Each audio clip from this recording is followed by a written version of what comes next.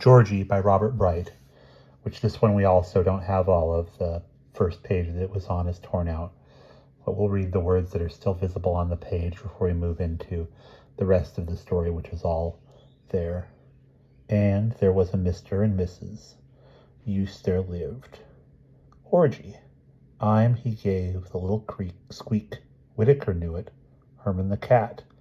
The owl, she knew it. Say, ooh, and so it went, with everything as it should be, until Mr. Whitaker took it into his head to hammer a nail into the loose board on the stairs, and to oil the hinges of the parlor door, and so the stairs wouldn't creak any more, and the door wouldn't squeak any more, and Mr. and Mrs. Whitaker didn't know when it was time to go to bed any more, and Herman, he didn't know when it was time to prowl any more.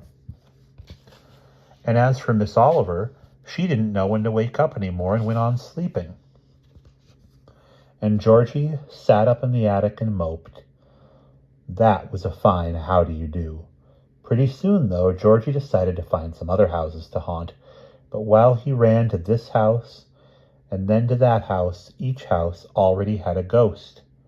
The only house in the whole village which didn't have a ghost was Mr. Gloam's place. But that was so awfully gloomy. The big door groaned so, and the big stairway moaned so. And besides, Mr. Gloomus himself was such a crotchety old man, he came near frightening Georgie half to death. So Georgie ran away to a cow barn where there lived a harmless cow. But the cow paid no attention to Georgie. She just chewed her cud all the time, and it wasn't much fun. Meanwhile, a lot of time went by, and it rained a good deal, and during the winter it snowed to beat the band.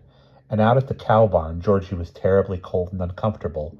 But what with the dampness from the rain and the coldness from the snow, something happened to that board on the Whitaker stairs and to the hinges on the Whitaker parlor door. It was Herman who discovered it and told Miss Oliver, and she woke up with a start. Miss Oliver flew right over to the cow barn to tell Georgie that the board on the stairs was loose again, and that the hinges on the parlor door were rusty again. What glad tidings that was for Georgie. He ran right home, lickety-split.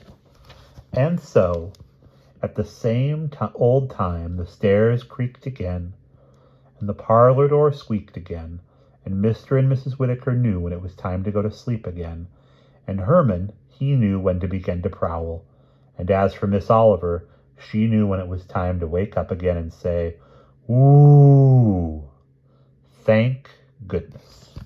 And that's the end.